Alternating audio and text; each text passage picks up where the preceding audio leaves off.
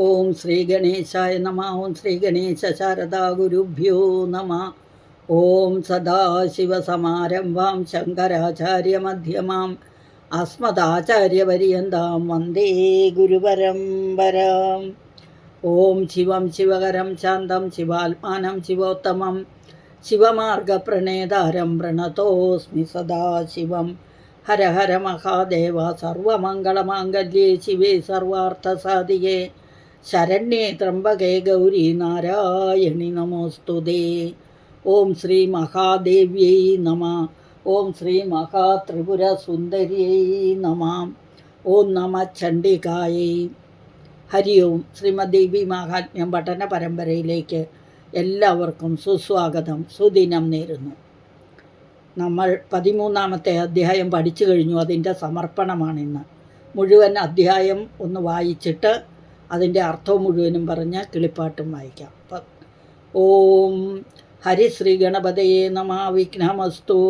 അഥ ശ്രീമദ് ദേവി മഹാത്മ്യേ ത്രയോദശോധ്യായ. സുരഥ വൈശ്യയോ വരപ്രധാനം ധ്യാനം. ഓം ബാലാർക്കമണ്ഡലാഭാസാം ചതുർബാഹും ത്രിലോചനാം പാശാങ്കുശവരാഭീതി ധാരയന്തീം ശിവാം ഭജേ. ഓം ഋഷിരുവാച ഏതത്തെ കഥിതം ഭൂപ ദേവീ മാഹാത്മ്യമുത്തമം ഏവം പ്രഭാവാസാ ദേവി യയേദം ധാര്യത്തെ ജഗത് സാ യഥാ പ്രീയതേ പുംസാം തേ സർവേ വിഗതജ്വരാഃ. വിദ്യാ തഥൈവ ക്രിയത്തെ ഭഗവദ്വിഷ്ണുമായയാ തയാ ത്വമേഷ വൈശ്യശ്ച തഥൈവാന്യേ വിവേകിനഃ. മോഹ്യന്തെ മോഹിതാശ്ചൈവ മോഹമേഷ്യന്തി ചാപരേ താമുപൈഹി മഹാരാജ ശരണം പരമേശ്വരീം. ആരാധിതാ സൈവ നൃണാം ഭോഗസ്വർഗാപവർഗത. മാർക്കണ്ഡേയ ഉവാച. ഇതി തസ്യ വചഃ ശ്രുത്വാ സുരഥഃ സ നരാധിപഃ പ്രണിപത്യ മഹാഭാഗം തമൃഷീം സംശിതവ്രതം. നിർവിണ്ണോതി മമ ത്വേന രാജ്യാപഹരണേന ച ജഗാമ സദ്യസ്തപസേ സ ച വൈശ്യോ മഹാമുനെ. സന്ദർശനാർത്ഥമംബായാഃ നദീപുളിനമാസ്ഥിതഃ സ ച വൈശ്യസ്തപസ്തേപേ ദേവീ സൂക്തം പരം ജപन्. തൗ തസ്മിൻ പുളിനെ ദേവ്യാഃ കൃത്വാ മൂർത്തിമഹീമയീം അർഹണാം ചക്രതുസ്തസ്യാഃ പുഷ്പധൂപാഗ്നിതർപ്പണൈഃ. നിരാഹാരൗ യഥാഹാരൗ തന്മനസ്കൗ സമാഹിതൗ ദദതുസ്തൗ ബലിം ചൈവ നിജഗാത്രാ സുകുക്ഷിതം. ഏവം സമാരാധയതോഃ ത്രിഭിർവർഷൈര്യഥാത്മനോഃ പരിതുഷ്ടാ ജഗദ്ധാത്രി പ്രത്യക്ഷം പ്രാഹ ചണ്ഡികാം. ദേവി ഉവാച. യത്പ്രാർത്ഥ്യതേ ത്വയാ ഭൂപ ത്വയാ ച കുലനന്ദന മത്തസ്തൽപ്രാപ്യതാം സർവം പരിതുഷ്ടാ ദദാമി വാം. മാർക്കണ്ഡേയ ഉവാച. തതോ വൗരേ നൃപോ രാജ്യം അവിഭ്രംശ്യന്യജന്മനി അത്രൈവ ച നിജം രാജ്യം ഹതശത്രുബലം ബലാത്. സോപി വൈശ്യസ്തതോ ജ്ഞാനം വൗരേ നിർവിണ്ണമാനസഃ മമേത്യഹമിതി പ്രാജ്ഞഃ സംഘവിച്യുതികാരകം. ദേവി ഉവാച. സ്വൽപ്പൈരഹോഭിർനൃപതേ സ്വം രാജ്യം പ്രാപ്സ്യതേ ഭവാൻ ഹത്വാ രിപൂനസ്ഖലിതം തവ തത്ര ഭവിഷ്യതി. മൃതശ്ച ഭൂയ സംപ്രാപ്യ ജന്മദേവാദ്വിവസ്വതഃ സാവർണികോ നാമ മനുഃ ഭവാൻ ഭുവി ഭവിഷ്യതി. വൈശ്യവര്യത്വയായശ്ച വരോസ്മത്വഭിവാഞ്ചിത തം പ്രയച്ഛാമി സംസിദ്ധൈ തവ ജ്ഞാനം പ്രയച്ഛ ഭവിഷ്യതി. മാർക്കണ്ഡേയ ഉവാച. ഇതി ദിത്വാ തയോ ദേവി യഥാഭിലഷിതം വരം ബഭൂവ അന്തർഹിതാ സദ്യോ ഭക്ത്യാ താഭ്യാമഭിഷ്ടുതാം. ഏവം ദേവ്യാ വരം ലബ്ധ്വാ സുരഥക്ഷത്രിയർഷഭഃ സൂര്യാജന്മസമാസാദ്യ സാവർണേർഭവിതാ മനുഃ. സാവർണേർഭവിതാ മനുഃ.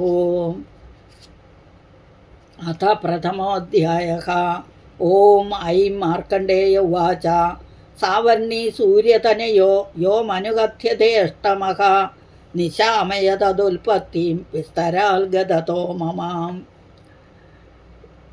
ക്ലീം ഓം ഇതി ശ്രീമാർക്കണ്ഡേയപുരാണേ സാവർണികേ മന്വന്തരേ ദേവി മാഹാത്മ്യ സുരഥവൈശ്യോർവരപ്രധാനം നാമ ത്രയോദശോധ്യായഃ. ഇതി ദുർഗാ സപ്തശതി സമ്പൂർണ. ഓം തത്സത്. ഓം ശ്രീ ജഗദംബാർപ്പണമസ്തു. സർവമംഗളമാംഗല്യേ ശിവേ സർവാർത്ഥസാധികേ ശരണ്യേ ത്രംബകേ ഗൗരി നാരായണി നമോസ്തുതേ. ഇനി ആ 13-ാം അധ്യായത്തിൻ്റെ അർത്ഥം മുഴുവനായിട്ടാണ് പറയുന്നത്. 13-ാം അധ്യായം. ഋഷി പറഞ്ഞു, സുരഥൻ എന്ന സുപ്രസിദ്ധനായ രാജാവ് രാജ്യഭ്രഷ്ടനായി വനമധ്യത്തിൽ കൂടെ സഞ്ചരിക്കുമ്പോൾ തന്നെപ്പോലെയുള്ള ദുഃഖം പ്രാപിച്ച ഒരു വൈശ്യൻ കൂട്ടുകാരനായി വന്നു ചേർന്നു. രാജാവിനും വൈശ്യനും വിരോധമായി പ്രവർത്തിച്ചതുകളിൽ മമത്വത്തോടുകൂടി മനസ്സ് ആസക്തമായി തീരുകയാൽ അതിൻ്റെ കാരണമെന്തെന്ന് ആ വനത്തിൽ താമസിച്ചിരുന്ന സുമേധസ് എന്ന മഹർഷിയോട് ചോദിച്ചു. മമത്വ കാരണങ്ങൾ അറിയിക്കുകയും അതിൻ്റെ പരമാർത്ഥം വിശദമാക്കാൻ ദേവീ മാഹാത്മ്യം കഥ മുഴുവൻ രാജാവിനെയും വൈശ്യനെയും പറഞ്ഞു കേൾപ്പിക്കുകയും ചെയ്യുന്നു. അല്ലയോ രാജാവേ, അത്യുത്തമമായിരിക്കുന്ന ദേവീ മാഹാത്മ്യം മുഴുവൻ ഞാൻ പറഞ്ഞു കഴിഞ്ഞിരിക്കുന്നു. ഈ ജഗത്തിനെ ധരിക്കുന്ന ഭഗവതിയുടെ പ്രഭാവങ്ങൾ ഞാൻ മുമ്പ് ചൊല്ലപ്പെട്ടവയാണ്. അത് മനസ്സിലാക്കിയാൽ പിന്നെ നിങ്ങളുടെ വിഷാദത്തിനും മമത്വത്തിനും ശാന്തിയുണ്ടാകും. അതിനാൽ ഈ നിത്യയായ ഭഗവതിയെ തന്നെ ശരണം പ്രാപിക്കൂ. നിങ്ങളുടെ അഭീഷ്ടം സാധിച്ചു തരുവാനുള്ള കഴിവ് ആ ദേവിക്കുണ്ട് എന്നിങ്ങനെ മഹർഷി അവരോടായി പറഞ്ഞു. പുരുഷന്മാർ സേവിച്ച് സന്തുഷ്ടയായാൽ ദേവി സേവിക്കുന്നവരുടെ ജ്വരത്തെ ഇല്ലാതെയാക്കുന്നു, എല്ലാ താപങ്ങളെയും പോക്കുന്നു ഭഗവതി. ധനമില്ലാത്തവർക്ക് ധനത്തെയും വിദ്യയില്ലാത്തവർക്ക് വിദ്യയെയും ആപത്തിലകപ്പെട്ടവർക്ക് അതിൽ നിന്നുള്ള രക്ഷയെയും ഭഗവതി നൽകുന്നു. ഭഗവത് വിഷ്ണു മായയാൽ അത്രേ വിദ്യ ഉണ്ടാക്കപ്പെടുന്നത്. അതും ദേവിയുടെ മഹിമ തന്നെ. ഭഗവതിയുടെ മായാപ്രഭാവത്താലത്രേ എൻ്റെ മുന്നിലിരിക്കുന്ന ഈ രാജാവും വൈശ്യനും മോഹിതരായിരിക്കുന്നത്. അതുമാത്രമല്ല, ഇപ്പോൾ ചിലർ മോഹിച്ചുകൊണ്ടിരിക്കുന്നു, ഇനി ചിലർ മോഹത്തെ പ്രാപിക്കുകയും ചെയ്യുന്നു. അല്ലയോ രാജാവേ, നിങ്ങൾ ആ പരമേശ്വരിയായ ഭഗവതിയെ ശരണം പ്രാപിച്ചാലും നരന്മാർ ആ ദേവിയെ ആരാധിച്ചാൽ ഭോഗം, സ്വർഗം, മോക്ഷം എന്നിവകളെ അനുഗ്രഹപൂർവം നൽകും. ആരാധകൻ്റെ ആഗ്രഹത്തിന് നിവർത്തി കൊടുക്കുന്ന ഈ ദേവിയെ നിങ്ങൾ ആരാധിക്കൂ എന്നിങ്ങനെ മഹർഷി പറഞ്ഞു.